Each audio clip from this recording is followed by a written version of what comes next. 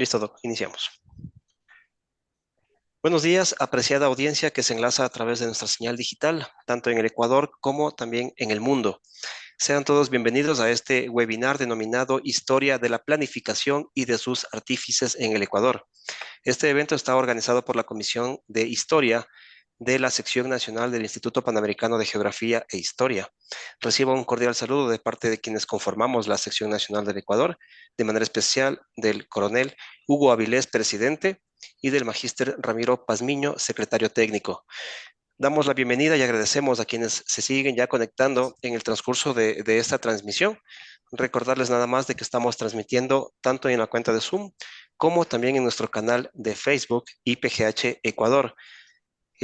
Podrán hacer sus comentarios, sus sugerencias, alguna recomendación en esta cuenta, en este chat de Zoom, y asimismo estaremos revisando nuestros comentarios que nos vayan a dejar en nuestro canal de Facebook. Saludamos ya a nuestros expositores, a nuestros invitados el día de hoy. Tenemos al doctor Patricio Moncayo ya conectado como expositor y al doctor Julio Paltán, quien hará las veces de moderador. Por favor, rogamos a todos quienes se van enlazando de que tengamos un poco de precaución con nuestros micrófonos para evitar algún tipo de interferencia o interrupción en este diálogo con nuestros invitados en esta tarde. Asimismo, como ya les recordé, sus comentarios, mensajes, alguna recomendación, la pueden hacer a través de este chat y al finalizar el webinar podemos también leerlo y darlo a conocer y nuestros invitados saciarán todo tipo de dudas. Buenos días, estimado doctor Paltan. Buenas tardes, perdón. Buenas tardes. Vamos con usted. Muy buenas tardes con todos, gracias a la gente que nos escucha, el apoyo de la Acción Nacional del IPGH, el equipo técnico, a sus autoridades, a sus miembros justamente de esta institución que nos acogen esta tarde para este webinar que, como usted bien mencionaba, versará sobre la historia de la planificación en el Ecuador y sus artífices. Para ello, me complace tener un invitado de lujo en esta tarde, que es el doctor Patricio Moncayo, doctor en Ciencias Sociales con especialización en Estudios Políticos por Flaxo, Ecuador. Él ha sido docente de la Universidad Central del Ecuador desde el año 1972 hasta el 2013. Durante ese periodo, él fue decano y subdecano de la Facultad de Comunicación de dicha universidad. Ha sido a su vez docente de la Universidad de las Américas y ha sido funcionario de la Junta Nacional de Planificación JUNAPLA y del Consejo Nacional de Desarrollo CONADE. Ha facilitado cursos y talleres de planificación estratégica y situacional en organismos estatales y ONGs. Él tiene diversas publicaciones relacionadas al 28 de mayo de 1944, publicado por Flaxo, eh, trabajos sobre la democracia, y también ha sido autor en el libro sobre la gloriosa, en el título La gloriosa revolución que no fue. Ahí tiene publicado pues justamente un capítulo, ¿no? Y además ha publicado en las universidades, también para la Universidad Andina Simón Bolívar y la Corporación Editora Nacional. Justamente su tesis doctoral versa sobre la planificación estatal entre el interjuego entre el desarrollo y la democracia, publicado en 2017 por Flaxo Ecuador. Bueno, precisamente en virtud de esta importante trayectoria profesional, académica e intelectual del doctor Moncayo,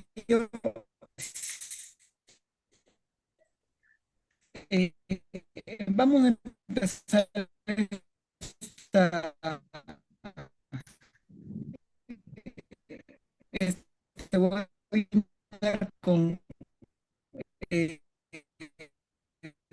una pregunta o una serie de preguntas. Eh, Coméntenos, según su experiencia, su investigación, ¿cómo fue el reclutamiento de los expertos? De... Bueno, parece que tuvimos una interferencia. Estamos con una interferencia con la señal del doctor Paltán. Esperemos ya recuperarlo pronto. Doctor Julio Paltán, estamos de vuelta con usted. Estamos de vuelta, sí. Perdón, se fue la señal. Sí, sí, sí. Bueno, a propósito también a la gente que nos está mirando, recordarles bueno, informarles más que todo de que estamos en la ciudad de Quito con unas tormentas eléctricas, ¿no? Entonces a lo mejor también haya un poco de interferencia por esa razón. Sigamos, doctor, por favor. Muchas gracias.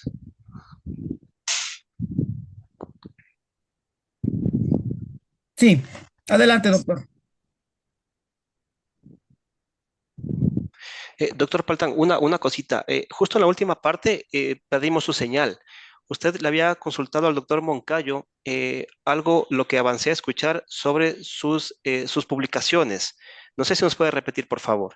No se escuchó la pregunta, entonces, La ya. última Entonces, partecita, sí. bueno, creo que sí, bueno, ya habíamos mencionado, lo habíamos presentado al doctor Moncayo, justamente su tesis doctoral versa sobre la planificación estatal en el interjuego entre el desarrollo y la democracia, publicado por Flaxo Ecuador en 2017, justamente donde él recoge su experiencia en la JUNAP, la Junta Nacional de Planificación y Desarrollo, que era el organismo encargado de la planificación en los años, entre los años 50 y los años 70. En virtud de aquello, justamente le empezábamos este webinar con la pregunta al doctor Moncayo, que cómo el reclutamiento de los expertos y de los funcionarios que fueron parte de la JUNAPLA durante la existencia de ese instituto. ¿Sí se escucha? Más o menos. ¿Escuchaste? Dices que no escuchaste, si no... No, no escuché bien, Julio, disculpe. Le repito, sí. ¿Cómo era el reclutamiento y la contratación de los expertos y de los funcionarios que fueron parte de la Junta Nacional de Planificación? En un primer momento, básicamente eran economistas los que formaron parte de la Junta Nacional de Planificación. En momentos posteriores fue posible ingresar en la Junta Nacional de Planificación quienes habíamos estudiado sociología. Entonces, este encuentro entre economistas y sociólogos fue, digamos, una experiencia muy importante que marcó, digamos, características muy especiales en el trabajo de la Junta Nacional de Planificación. En la Junta Nacional de Planificación, los economistas básicamente estaban dedicados a las estadísticas, ¿no?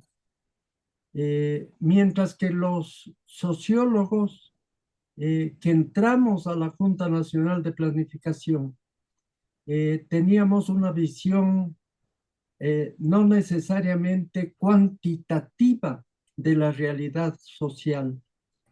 Entonces, este encuentro entre el enfoque estadístico de la realidad y una comprensión más amplia de la sociedad hizo posible que la planificación en el Ecuador se orientara no solamente a responder a las demandas económicas, sino que la planificación también se orientara a responder a las demandas sociales y culturales del país. Entonces me parece que ese punto fue un hito importante en el desarrollo de la Junta Nacional de Planificación. Perfecto, muchísimas gracias, doctor. La siguiente pregunta.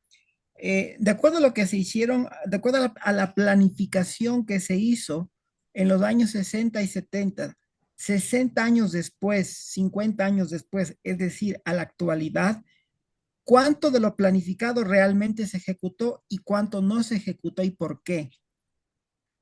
La pregunta es muy importante porque efectivamente la planificación en los 60 y en los 70 tuvo, digamos, el respaldo y el apoyo de las dictaduras militares de esas décadas. Tanto la Junta Militar de Gobierno de 1963 al 66, como la dictadura militar del general Guillermo Rodríguez Lara del 1972 a 1976, se apoyaron en la planificación. Y la Junta Nacional de Planificación elaboró un plan nacional de desarrollo que sirvió de base para la administración de estas dos dictaduras militares.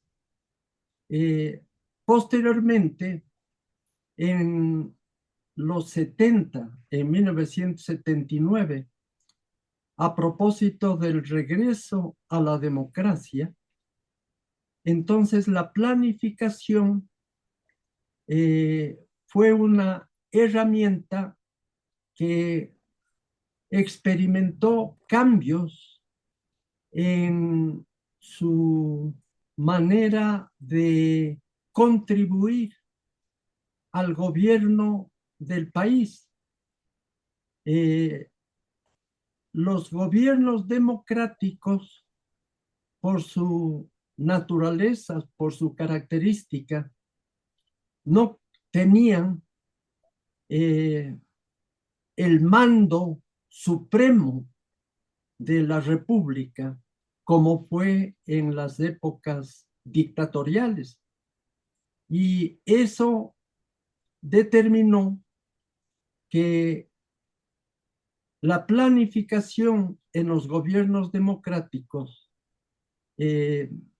no tuviera la misma fuerza que tuvo en los gobiernos dictatoriales. En los gobiernos democráticos que se inician en 1979, había muchos actores sociales, había participación ciudadana, había partidos políticos, había las distintas funciones del Estado. Entonces, la planificación ya no era, digamos, una herramienta que pudiera ser observada ni acatada por las tres funciones del Estado. Y como herramienta del Poder Ejecutivo,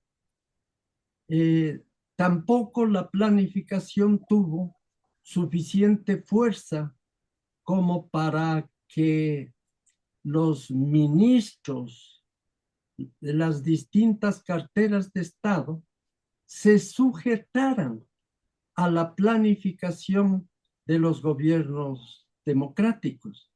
Entonces, la planificación dentro de los gobiernos democráticos tuvo dificultades, tuvo limitaciones, y en ese sentido es que, digamos, la investigación que yo hice fue la de comparar el uso que se dio a la planificación en los regímenes militares de los 60 y de los 70 y el uso que se dio a la planificación en los gobiernos democráticos. Muy interesante, doctor. Bueno,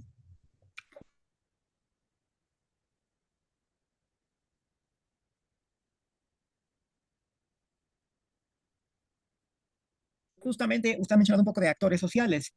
¿Cuál fue la relación o la postura que tuvieron ante la planificación, actores externos como la cooperación internacional, los gremios, la sociedad civil o los empresarios?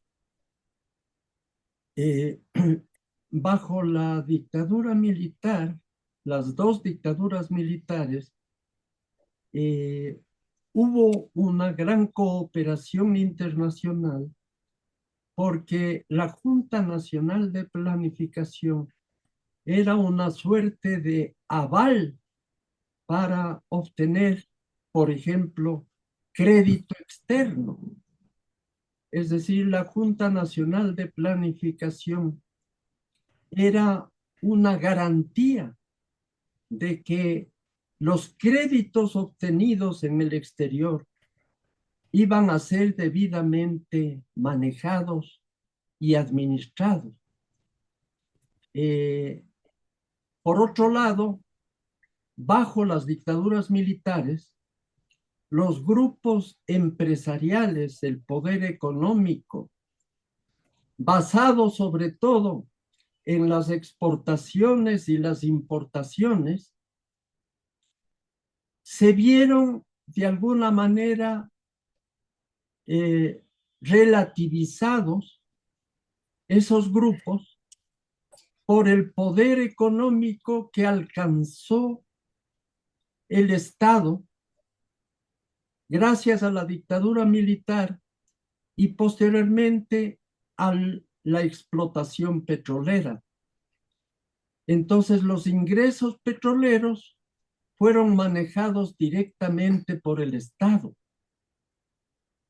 Eso supuso una competencia con el sector privado, que había estado, digamos, acostumbrado a tener la hegemonía económica gracias a las exportaciones y a las importaciones.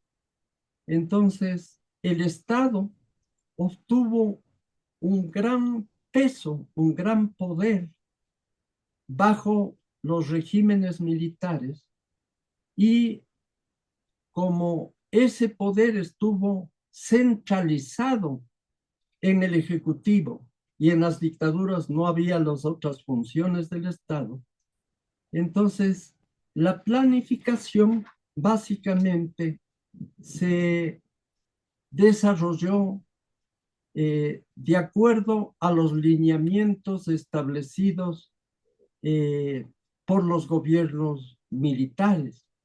Pero en la democracia la situación cambió porque los grupos empresariales, exportadores, importadores, industriales, grupos agropecuarios, recuperaron las cuotas de poder que antes habían tenido y de esa manera no se sujetaron a los lineamientos de la planificación estatal.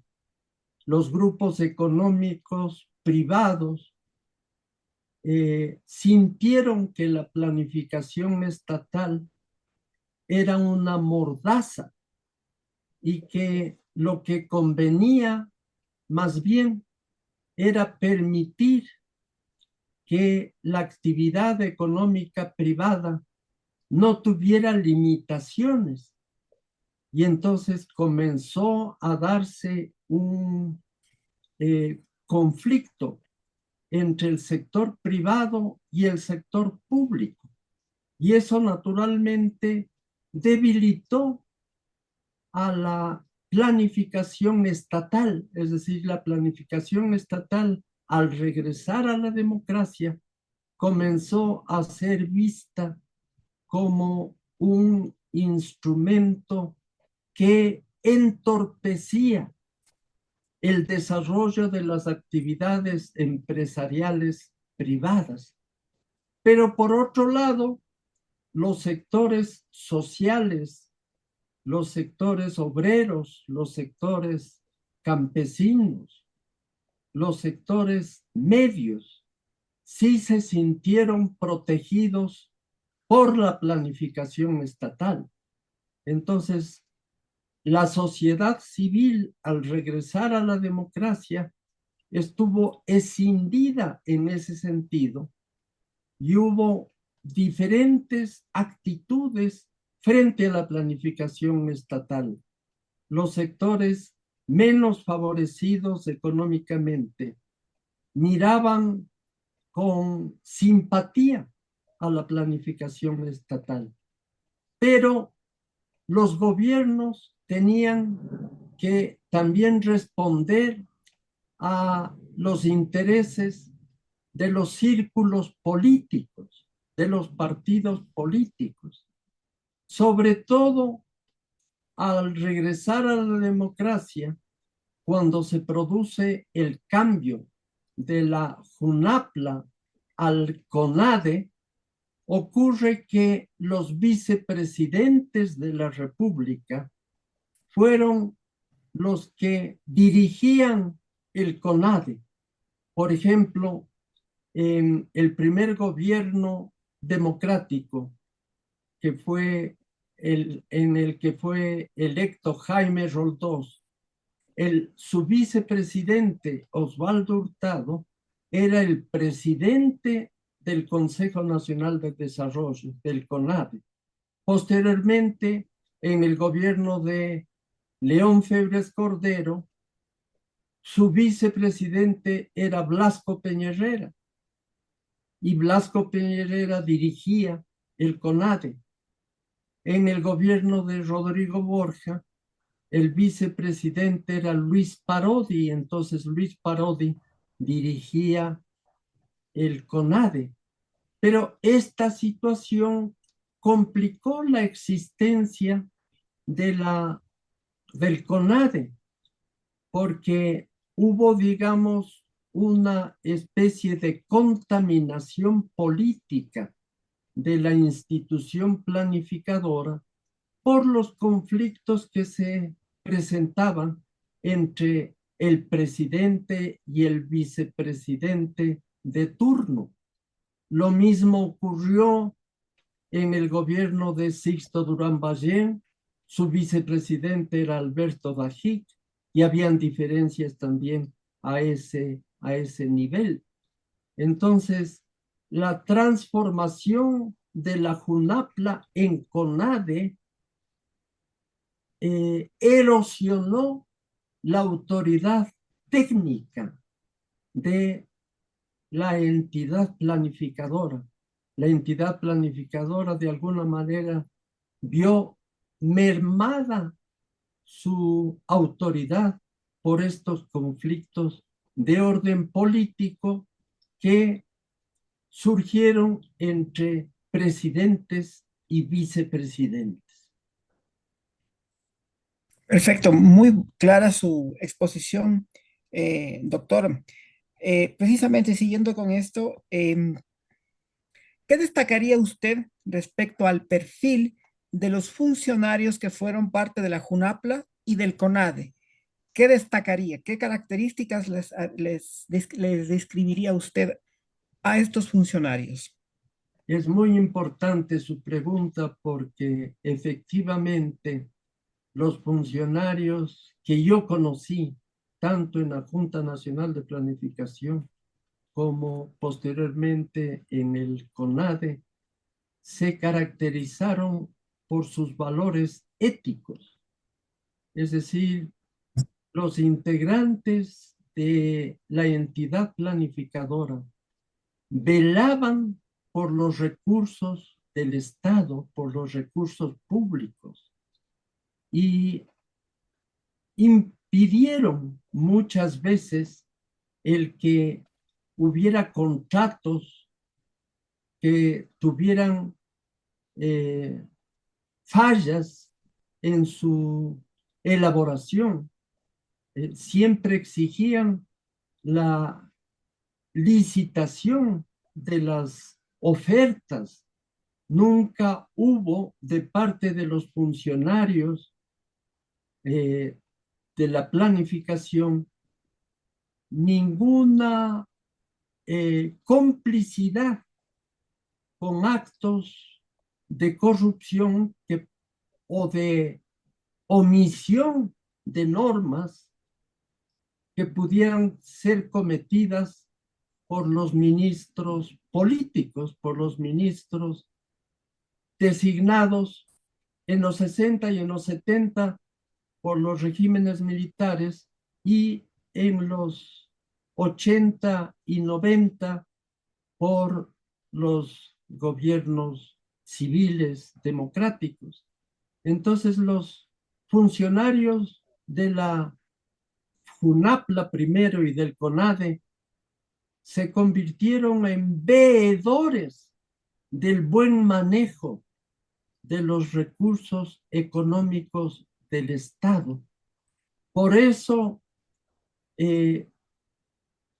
las observaciones que provenían de estas instituciones en el exterior tenían credibilidad, es decir, los organismos, los multilaterales, los organismos de crédito internacional, el Fondo Monetario Internacional, etcétera, se sentían resguardados por los informes que provenían tanto de la JUNAPLA como del CONADE. Entonces, los funcionarios técnicos que yo conocí tuvieron un perfil ético intachable, cosa que comenzó, digamos, a deteriorarse en la medida en que la entidad de planificación fue perdiendo autoridad a lo largo del periodo democrático, donde los planificadores estuvieron sometidos a la voluntad, de alguna manera, a las presiones y a los intereses de los grupos políticos que se disputaban el poder a nivel del Ejecutivo y a nivel del Legislativo y en el ámbito judicial. Entonces, esas serían las características más destacadas que yo encontré en los funcionarios de la JUNAPLA y del CONADE, aparte de su perfil técnico, porque los funcionarios de la Junta Nacional de Planificación y del CONADE demostraban un conocimiento de los temas del país que verdaderamente significaron un respaldo a los gobiernos de turno. Los técnicos de la Junta Nacional de Planificación y del CONADE hacían exposiciones magistrales en las sesiones de gabinete. Los ministros de los gobiernos democráticos se quedaban asombrados por los conocimientos que exponían los funcionarios y técnicos de la entidad planificadora. Doctor, precisamente, durante esta época, ¿cuál fue el paradigma sociológico y la teoría económica que prevaleció o que inspiró a los funcionarios de la JUNAPLA y del CONADE? ¿Podría aclararme un Al poco repetirle. la pregunta? Sí, ¿cuál era el enfoque teórico en el cual se inspiraron los funcionarios de la JUNAPLA, Correcto, desde la sociología y desde la teoría económica? correcto. En un inicio, la Junta Nacional de Planificación tuvo economistas de una orientación ideológica, podría decirse, marxista, pero también economistas de una orientación cepalina, de la CEPAL, de la Comisión Económica para América Latina. También hubo orientaciones que tenían que ver con las actividades, digamos así, empresariales. Había toda una concepción de la modernización económica del país. Entonces, habían distintas corrientes ideológicas que convergían en la JUNAPLA, por ejemplo. Los presidentes de la Junta Nacional de Planificación de esa época, Pedro Aguayo, por ejemplo, lamentablemente fallecido hace poco, era muy respetuoso de las distintas corrientes ideológicas que existían dentro de la Junta Nacional de Planificación. En el CONADE, en el Consejo Nacional de Desarrollo, hubo también diferentes puntos de vista, diferentes orientaciones ideológicas. Por eso, por ejemplo, en mi libro, en la tesis de la Flaxo, en el caso del gobierno de Rodríguez Lara, yo advierto la existencia de dos corrientes fundamentales. Una corriente que yo la denomino jacobina, es decir, una corriente que intentaba producir cambios estructurales en la sociedad dentro del periodo de gobierno de Rodríguez Lara. Pero junto a esta posición jacobina había una posición cepalina que, por ejemplo, estuvo encarnada en un ministro muy importante del general Rodríguez Lara, que fue Jaime Moncayo García. Él era más partidario de las orientaciones de la CEPAL. Entonces, había distintos enfoques. Ninguno de ellos prevalecía de manera total en el pensamiento y en la acción de los funcionarios de la JUNAPLA y del CONADE. Había muchos debates dentro de la propia institución y había mucho respeto recíproco entre los abanderados de estas distintas tendencias. Entonces la Junta Nacional de Planificación y el CONADE fueron una suerte de una escuela de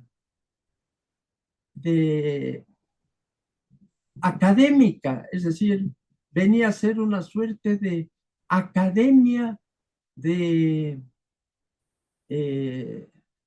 economistas, de sociólogos, de antropólogos, que tenían diferencias, que habían matices en su manera de entender la realidad, pero había mucho respeto, mucha aceptación de la existencia de estas diferencias.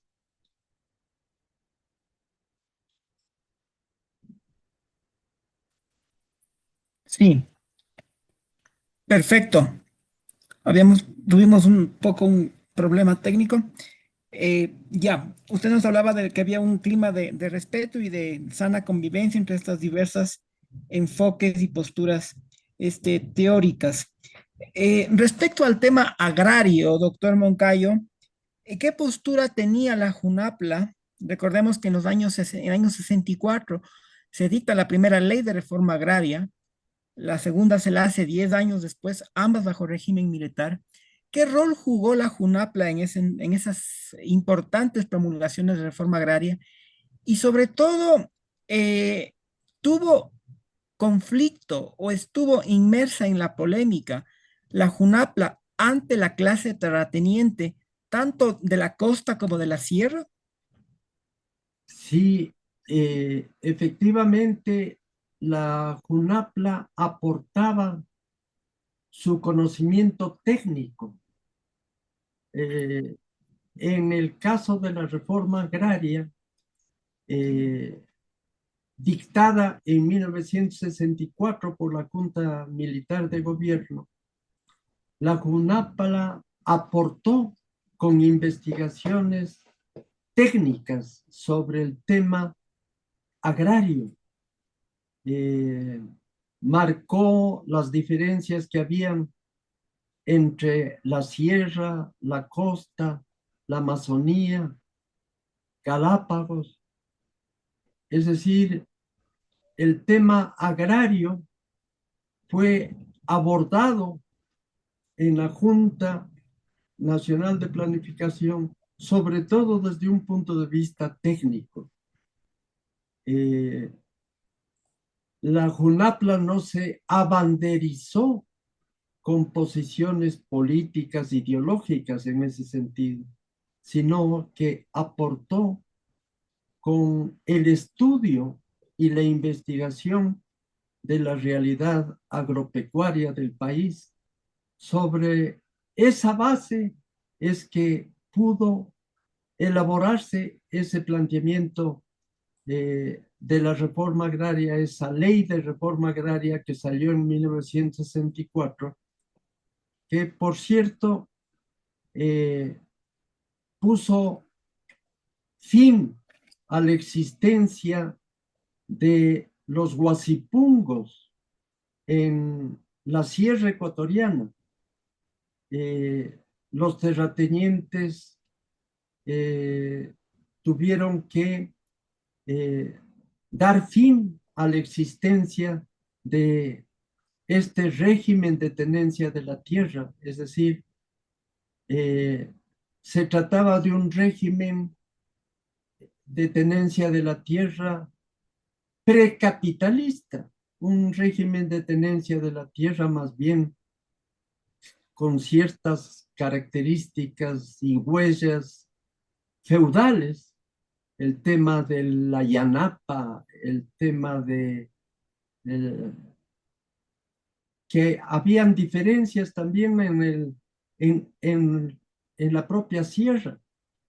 En Loja, por ejemplo, había una situación diferente con relación al tema de los guasipungos, el tema de la aparcería, es decir, también se aportó al estudio de la realidad agropecuaria, que era también muy diversa, incluso en la propia sierra. El tema indígena también era un tema estudiado en la Junta Nacional de Planificación por antropólogos, por personas que habían estado conectados con la realidad agropecuaria, con la realidad indígena. Entonces, el aporte de la Junta Nacional de Planificación fue, y del CONADE posteriormente, fue un aporte, repito, que se sustentó en investigaciones serias hechas por profesionales que, por cierto, tenían una gran sensibilidad social, pero que no se podían abanderizar con posiciones de carácter político o ideológico. Muy interesante. ¿Podría precisamente hablarnos, doctor, de el diálogo de saberes concretamente entre antropólogos, economistas, sociólogos, estadísticos? ¿Había también gente del mundo de las ciencias naturales, es decir, ambientalistas, geógrafos, cartógrafos? ¿Cómo era la relación entre esos distintos saberes de las ciencias exactas, las sociales y las ciencias de la tierra? Efectivamente, usted anota algo que se dio justamente en la Junta Nacional de Planificación cuando junto a los economistas, estuvieron los sociólogos, antropólogos, también científicos naturales. Hubo, por ejemplo, la preocupación del tema ambiental. Personas como Lelia Oquendo, que fue, digamos, abanderada del tema ambiental. La propuesta, por ejemplo, de crear un ministerio del ambiente fue discutida en la Junta Nacional de Planificación.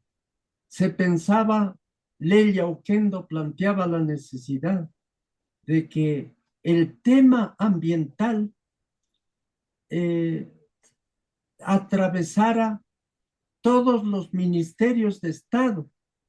No era ella partidaria de la creación de un ministerio de ambiente, porque eso suponía convertirle al tema ambiental en un sector, igual que el sector agrícola, el sector industrial, etcétera.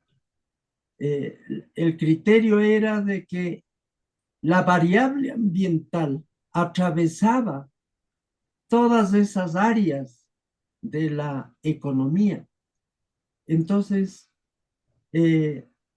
la Junta Nacional de Planificación y el CONADE promovieron estudios, congresos, eventos para divulgar el tema ambiental. Y en ese tema ambiental, por cierto, como usted muy bien anota, estuvieron presentes botánicos, científicos naturales, que también interactuaron con los economistas, con los sociólogos, o sea, fuimos descubriendo que la planificación requería del concurso multidisciplinario del saber.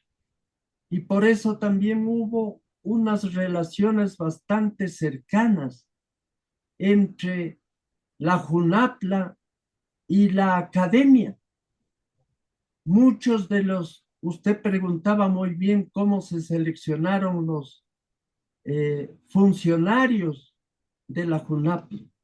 Y los funcionarios de la JUNAPLA salían también de las academias, y las academias proponían a la entidad planificadora los posibles cuadros técnicos administrativos que podían engrosar las filas de la planificación. Entonces la planificación fue, digamos, un centro, un espacio en el que fue posible desarrollar un conocimiento inter y transdisciplinario. Muy interesante, doctor. En esa misma línea, ¿cuál fue la relación que tuvieron con otros organismos del Estado, la JUNAPLA y el CONADE, concretamente con lo que en su momento el poder que tuvo el IAEN, el Instituto de Altos Estudios Nacionales, sobre todo en la época militar, y el Instituto Geográfico Militar? ¿Cómo era esa relación interinstitucional dentro del Estado y también con los municipios del Ecuador? Muy importante su pregunta, porque efectivamente el Instituto de Altos Estudios Nacionales, creado en el gobierno del general Rodríguez Lara, respondía a la necesidad de capacitar a los funcionarios públicos de alto nivel. También las relaciones con el Instituto Geográfico Militar y sobre todo con los municipios, porque los municipios recibían asesoría de los técnicos del CONADE.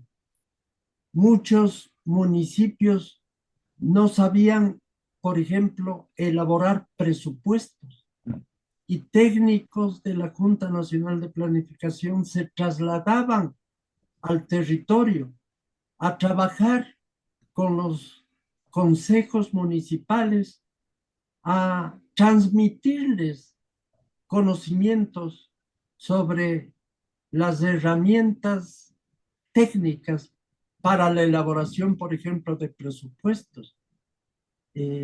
Entonces hubo también una conexión con los sectores sociales, por ejemplo, a través de este organismo que fue creado gracias a la iniciativa de Rodrigo Espinosa, Foderuma. Foderuma fue un organismo que se creó en el gobierno del general Jarrín, que formaba parte del triunvirato que le sucedió a, Durán Arcentales, perdón, no Jarrín. Guillermo Durán Arcentales apoyó esta iniciativa de Rodrigo Espinosa de crear Foderuma. Y en Foderuma también técnicos de la Junta Nacional de Planificación aportaron sus conocimientos para que las comunidades indígenas pudieran desarrollar su planificación. Había una planificación con un método que fue trasladado de Yugoslavia. Entonces, había esa preocupación de la Junta Nacional de Planificación y del CONADE de propagar sus conocimientos y sus herramientas técnicas, no solo a nivel estatal, sino a nivel de los organismos sociales que requerían del concurso, de la técnica y de la planificación, porque la planificación se fue revelando que no era algo exclusivamente de competencia del Estado, sino que la planificación era algo que también demandaba la sociedad, que también demandaba la academia, que también demandaban las empresas. Entonces la planificación, sobre todo a partir del regreso a la democracia, comienza a expandirse a las esferas de la sociedad civil. Ujú. Muy interesante, doctor, lo que nos cuenta. Em, la planificación entonces también que se hacía consideraba en las variables regionales la diversidad geográfica y en ese sentido los funcionarios también hacían trabajo de campo para levantar diagnósticos y propuestas de planes de desarrollo. Exactamente. Era las visitas que hacían los técnicos a distintas regiones, por ejemplo, en Galápagos. Fuimos a Galápagos y elaboramos ahí el plan de Galápagos, plan de desarrollo de Galápagos, entendiendo que en Galápagos, por ejemplo, había que conjugar el tema del crecimiento económico con la protección de la naturaleza, porque Galápagos, por ejemplo, tenía, digamos, una gran vulnerabilidad y no era eh, conveniente propiciar la migración de personas ecuatorianas a las Islas Galápagos, eh, afectando el ecosistema de Galápagos. Entonces, la visita que se hacía a los distintos territorios, por ejemplo, en el caso de la SUAY, hubo el CREA, que fue una institución muy importante que impulsó el desarrollo en el Azuay. Y también en Manabí hubo un organismo regional que se estableció ahí. CRM, Perdón, el CRM. el CRM. En la época ¿Cómo? de Rodríguez Lara se crearon una serie de organismos de desarrollo a nivel regional. Y esos organismos no chocaban con la JUNAPLA, doctor, no había choque entre la visión de los locales de planificación con la JUNAPLA, no había eh, conflicto de pronto por las visiones. Eh, Puede haber habido en términos del conflicto entre centralización y descentralización.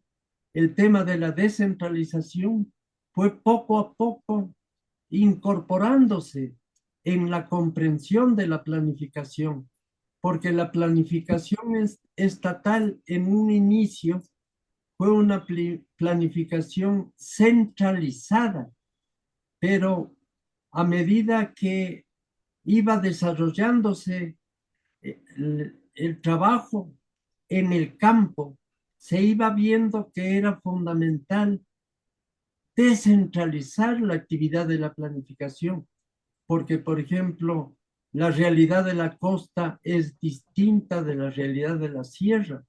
Entonces, no era posible establecer las mismas pautas, los mismos parámetros en la costa que en la sierra. Era necesario establecer diferencias y eso fue poco a poco advirtiéndose en la actividad planificadora, tanto desde el punto de vista conceptual como desde el punto de vista operativo. Interesante. Em, doctor, yéndonos un poco más atrás en el tiempo, eh, eh, ¿cómo fue la transición en la década del 50 de la primera institución que se creó, que fue el Consejo Nacional de Economía, concretamente en el tiempo de Galo Plaza? ¿Cómo fue esa transición del Consejo Nacional de Economía a la JUNAPLA, que ya fue en la década del 60? ¿Hubo choque, hubo disrupción? ¿Y por qué se creó otro organismo cuando ya existía el Consejo Nacional de Economía? Y sobre todo, ¿cómo pasaron los funcionarios una época mucho más antigua, de la época de Plaza, a la época ya de la JUNAPLA, que ya es más en la década del 60? ¿Podríamos hablarnos un poquito de eso, yéndonos más atrás en el tiempo? Claro que sí. O sea, la planificación, si bien si el JUNAPLA, la JUNAPLA se creó en 1954 en el gobierno de José María Velasco Ibarra, pero verdaderamente la planificación teórica y práctica se inicia con Galo Plaza en 1948 al 52. Y antes de Galo Plaza hubo, como usted dice muy bien, el Consejo Nacional de Economía. Pero el Consejo Nacional de Economía todavía no tenía la fuerza institucional que llegó a tener la Junta Nacional de Planificación, sobre todo con el apoyo del Banco Central del Ecuador. Los principales funcionarios del equipo técnico de la Junta Nacional de Planificación en su primera etapa provinieron del Banco Central del Ecuador, es decir, figuras como Germánico Salgado y otros de muy notable significado en el campo económico y técnico salieron del Banco Central del Ecuador y el Banco Central del Ecuador ha permanecido. No obstante, la Junta Nacional de Planificación, que se transformó en CONADE y después el CONADE fue perdiendo fuerza en las décadas del regreso a la democracia, y prácticamente fue el CONADE eliminado en la Constitución de 1998.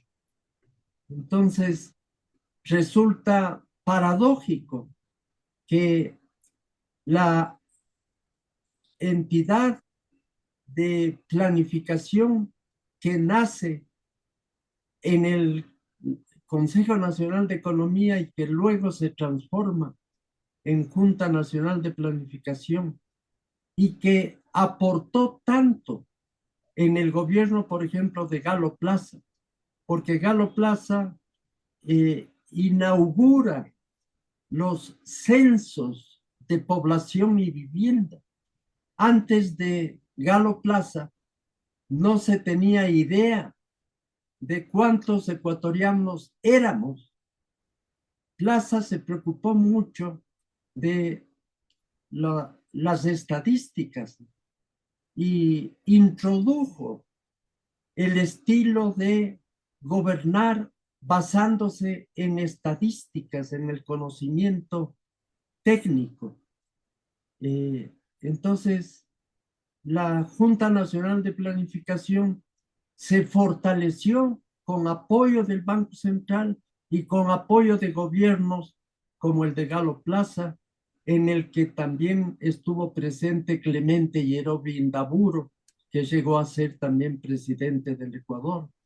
Es decir, la Junta, desde el Consejo Nacional de Economía y luego la Junta Nacional de Planificación, la planificación desempeñó un papel importantísimo como antídoto a la improvisación que había sido característica sobre todo de los gobiernos llamados populistas, porque aquí viene la paradoja, ¿no?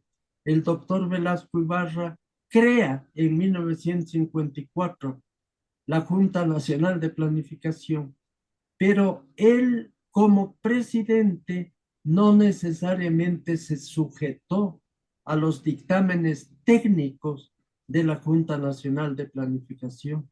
Tenía conflicto el doctor Velasco por su estilo de gobierno con la forma racional que proponía el organismo planificador.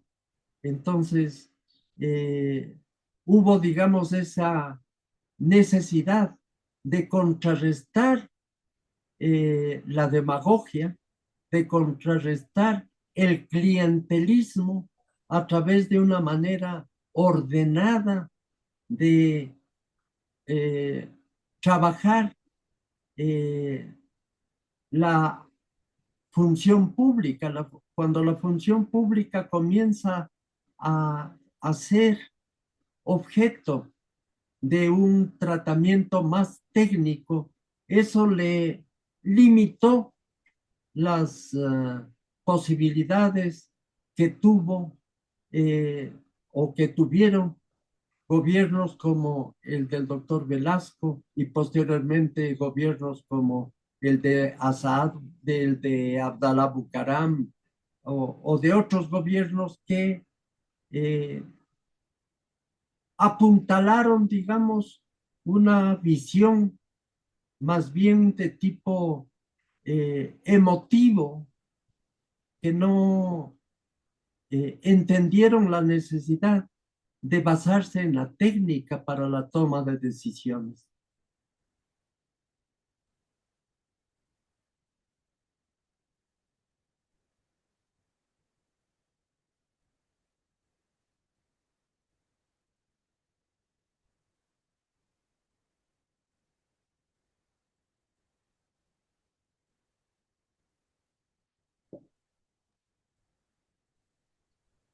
Estimado doctor Paltán, estamos por ahí. Creo que tuvimos otra desconexión por esto de la señal también, que está bastante fuerte, ¿no? Estimado doctor, doctor Moncayo, bueno, por mi parte tengo una inquietud, algo personal. Ah, Sí, ya, perdón. aquí estoy de vuelta, Doctor, sí. gracias, sí, gracias, Sí. gracias. Por favor, continuemos con usted. Disculpas por las interrupciones, pero estamos con justo mal clima y eso afecta un poco la señal. Le estábamos preguntando, doctor Moncayo, sí, precisamente, ¿podría un poco relatarnos la relación con otros órganos técnicos del Estado como el INEC, INECEL que existía en esa época y el Banco Central con la JUNAPLA? Claro, es decir, la JUNAPLA tenía rectoría en esas instituciones del Estado. Ah, rectoría, ¿no? Claro, tenía representación. La JUNAPLA tenía representación en todos esos organismos técnicos y eso permitía que hubiera una alimentación y retroalimentación con INECEL, con el INERI, con el INAMI, con todos estos organismos técnicos que nacieron justamente de el trabajo de la Junta Nacional de Planificación.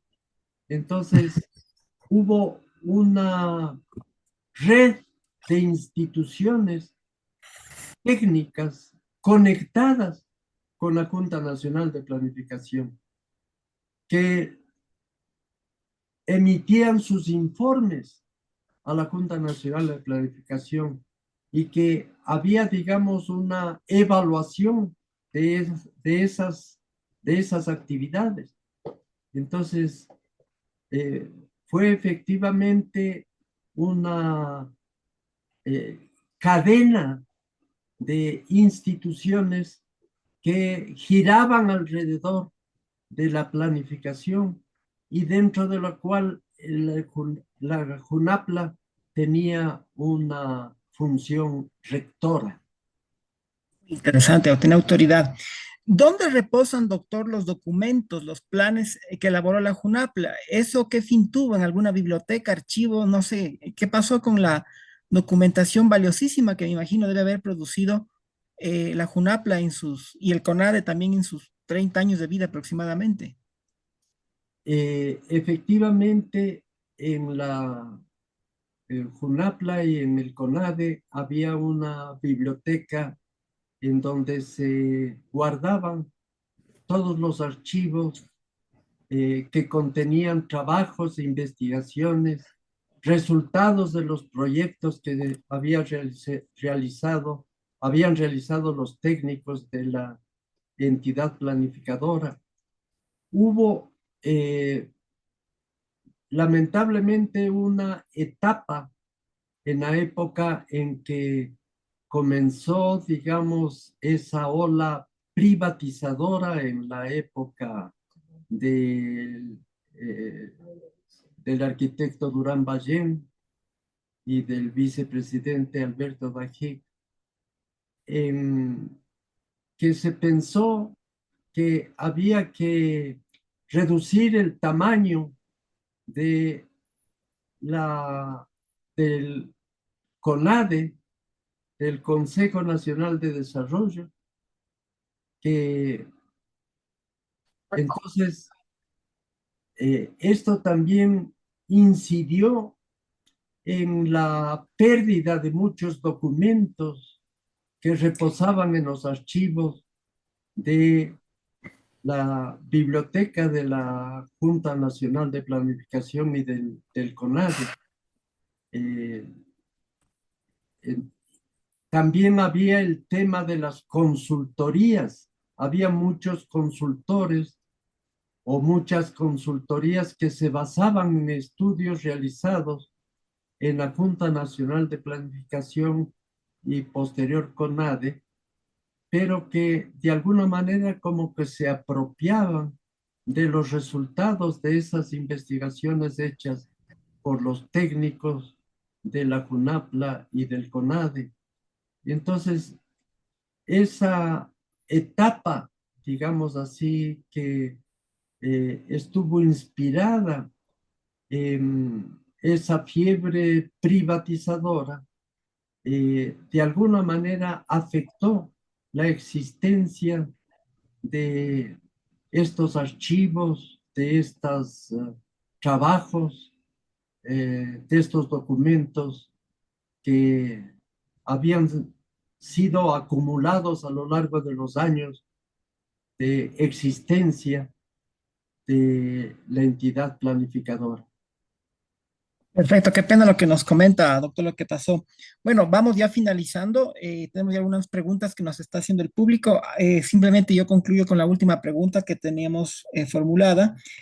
A grosso modo, doctor, ¿podría esbozarnos algunos lineamientos que la JUNAPLA pensó en grandes proyectos en sectores como energía, medio ambiente, transporte, el tema vial, el tema de infraestructura, no sé si el tema también humano, el tema educacional, el tema de salubridad, también lo pensó la JUNAPLA o se pensó más en términos de grandes proyectos de infraestructura? ¿Cómo se pensó el tema energético, por ejemplo, doctor?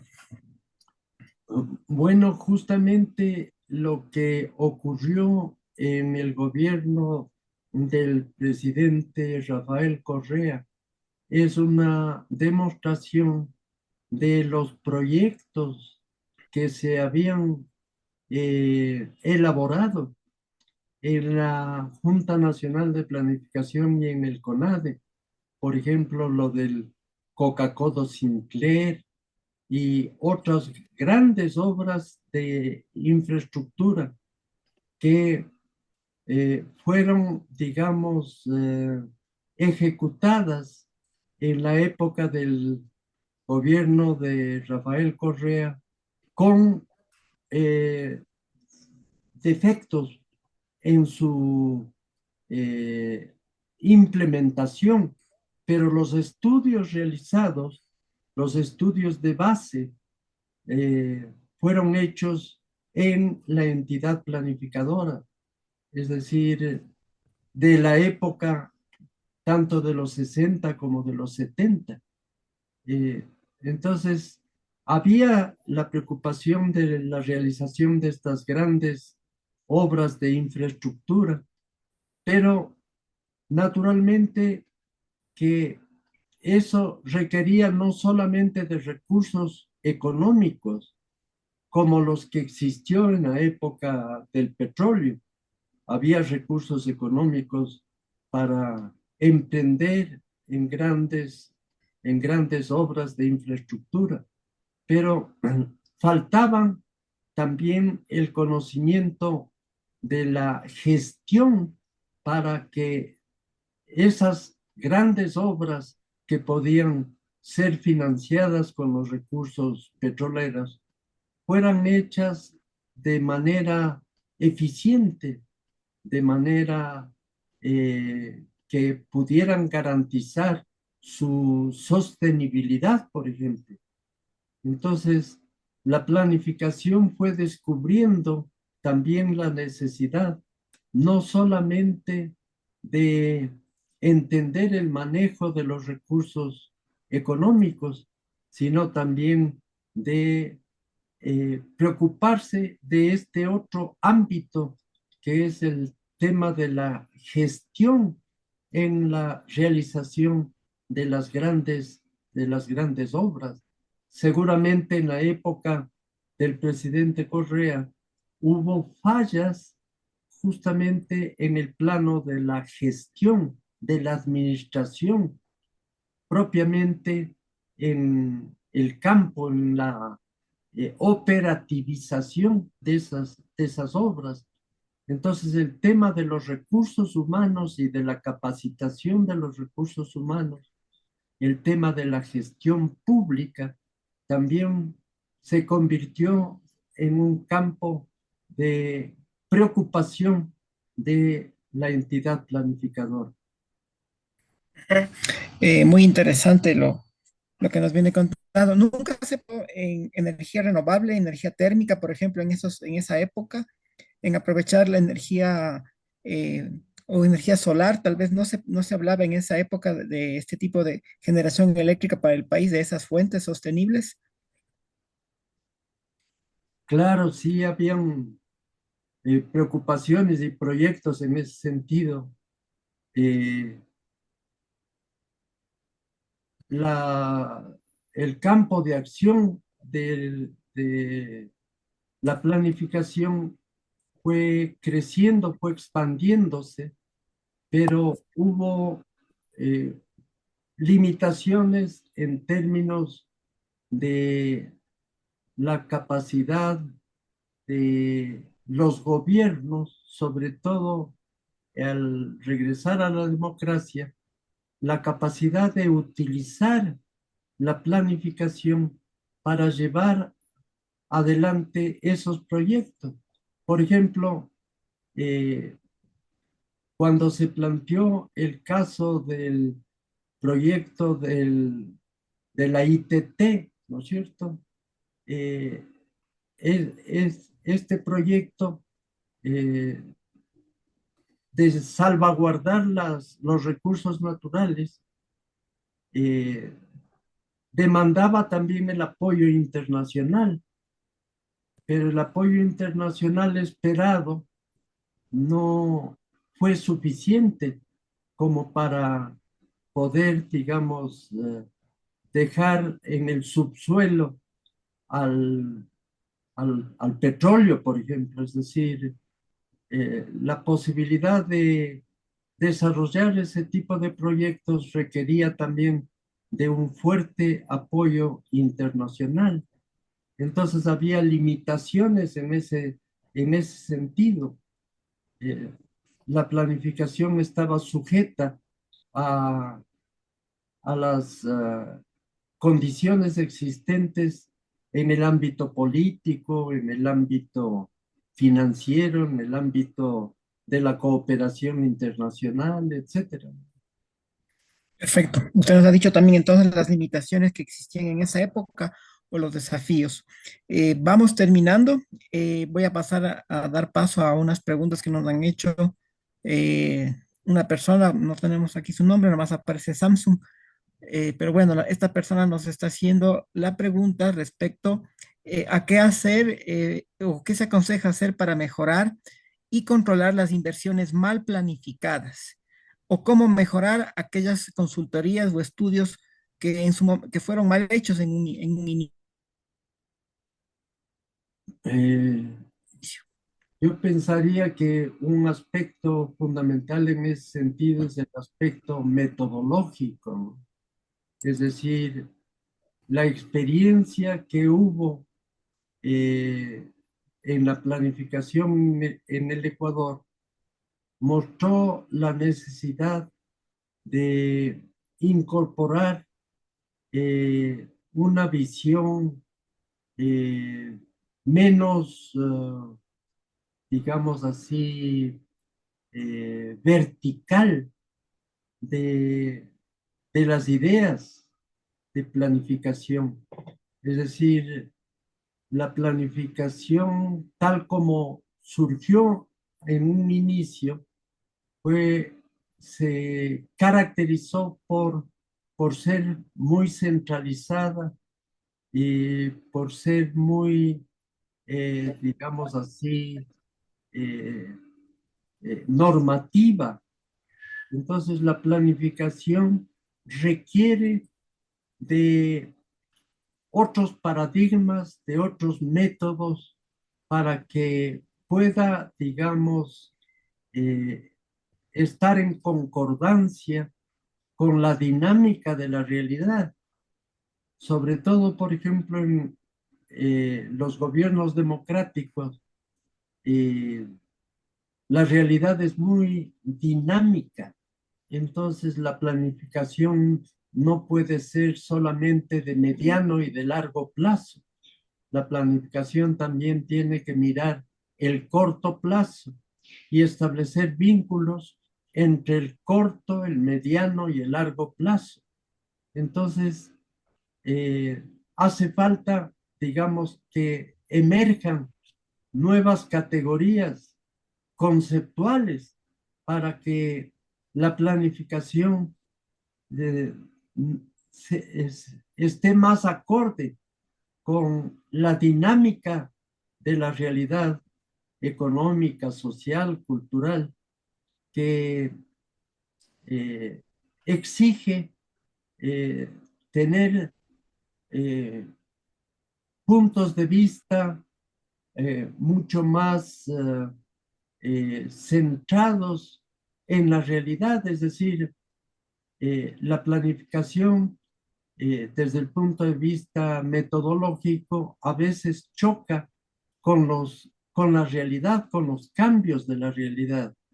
Entonces, buscar formas a través de las cuales la planificación recoja esas demandas de la realidad eh, es, es un desafío que la planificación tiene.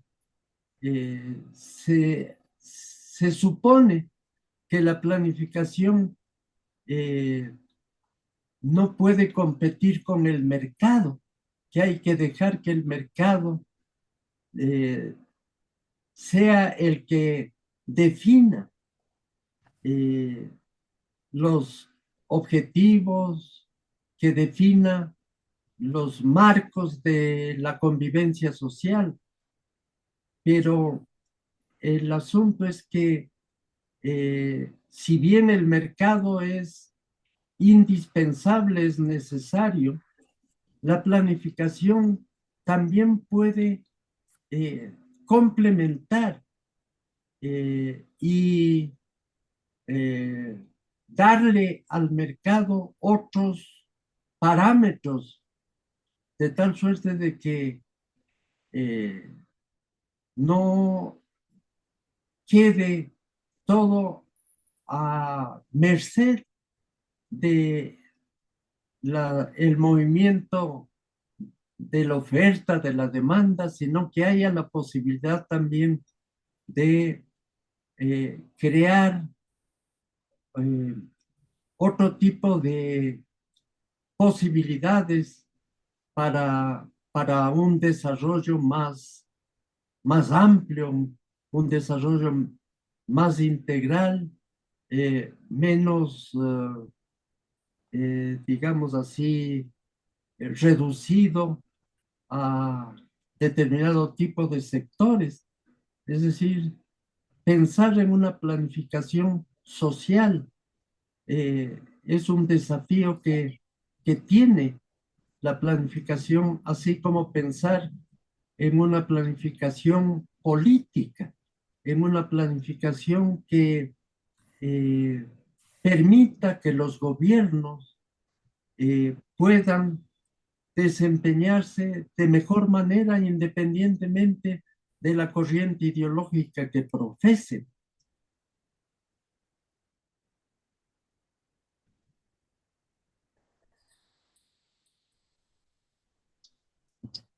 Perfecto. Muchísimas gracias, doctor. Vamos a hacer ya la última pregunta para cerrar esto. Finalmente, la planificación en el tiempo de la JUNAP y en el CONADE se hacía de manera participativa con actores económicos, sociales involucrados, o era más una planificación de técnicos y expertos.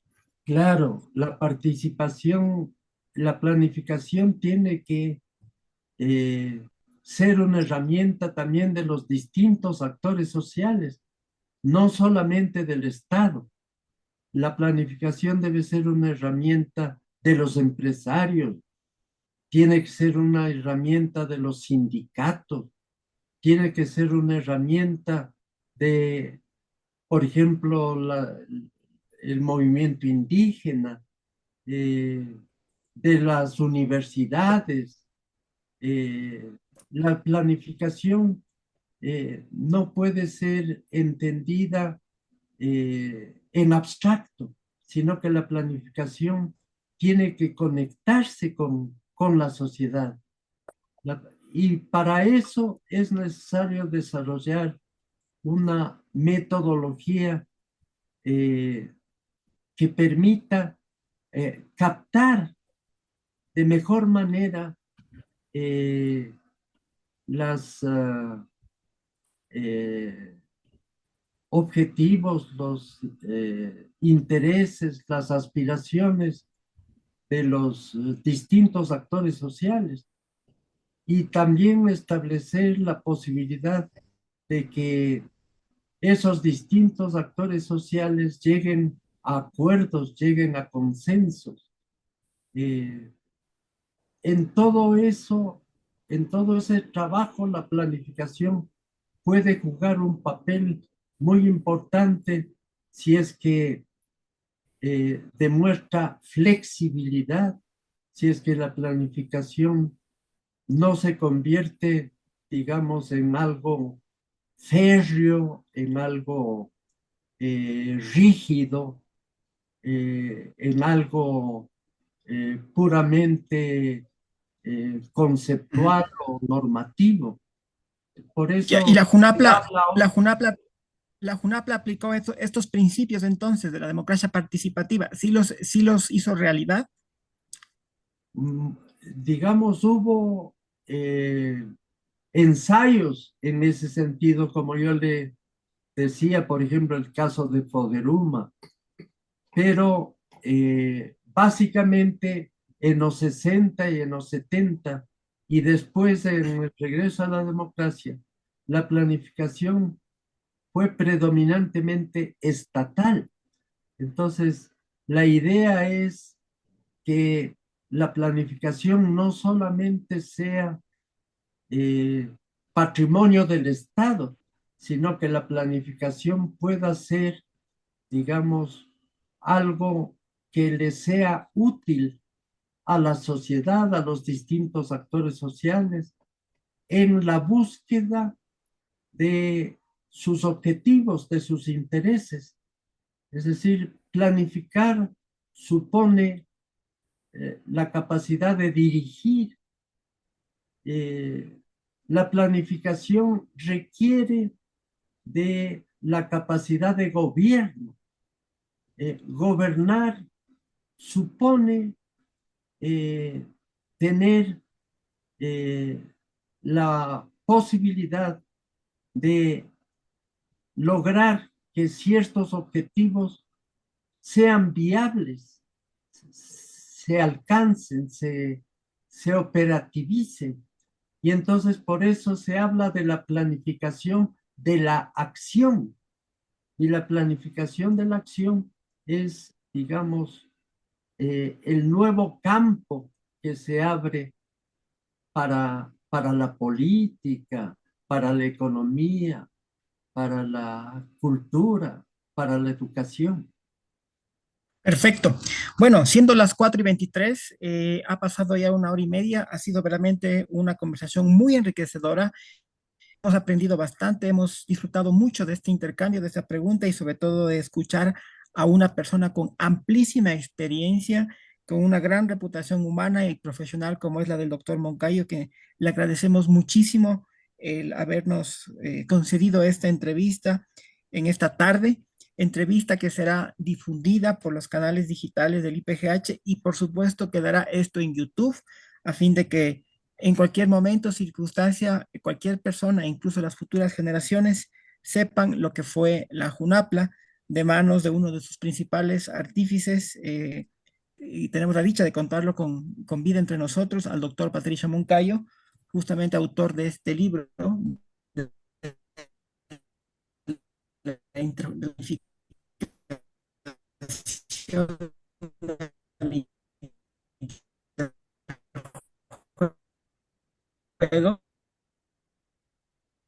GH, a nombre mío personalmente, a nombre de las CIMOS, muy agradecidos por dar su testimonio y sin lugar a dudas será en una próxima ocasión, lo volveríamos a ver, en Dios mediante, y pues le quedamos muy agradecido, doctor. Le extendemos un fraterno abrazo por esta entrevista y pues no me queda otra sino felicitarle, agradecerle y desearle el mejor de los éxitos en su vida personal y profesional.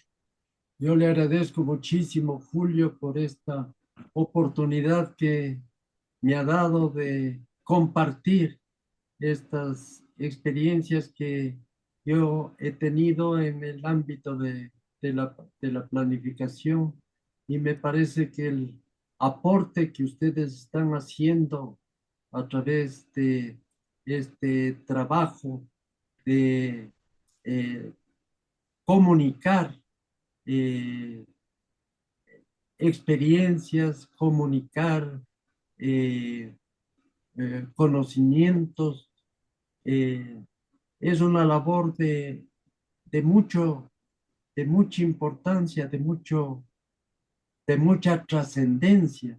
Yo les agradezco y les felicito por este trabajo tan importante que ustedes están desarrollando. Muchísimas gracias, doctor. Efectivamente, al menos en mi caso particular, en mi tesis doctoral, yo cité su trabajo, así que para mí ha sido un placer, un honor haberlo entrevistado en esta tarde. Y también quiero agradecer desde luego a todo el equipo técnico de la Sección Nacional del Ecuador, a sus autoridades, a todo el personal, a Majito Vizcaíno, por supuesto a Alexis también, que nos han acompañado en la parte técnica, a pesar de las interrupciones por el clima que hemos tenido en esta tarde.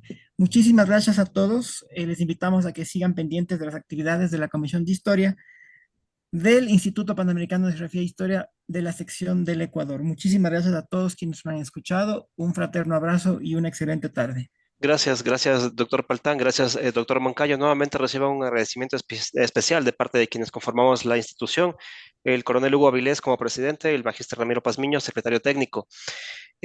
Agradecemos a ustedes, estimados invitados de la tarde de hoy, al doctor Patricio Moncayo como expositor, al doctor Julio Paltán como moderador. Recordemos que el doctor Paltán es docente investigador también, historiador y miembro de la Comisión de Historia de nuestra institución, de la sección nacional del IPGH.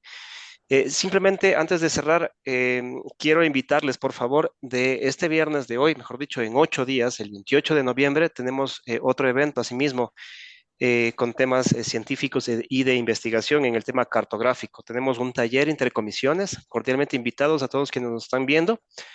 Se va a realizar el 28 de noviembre desde las 8:30 de la mañana en el edificio del IGM, Instituto Geográfico Militar.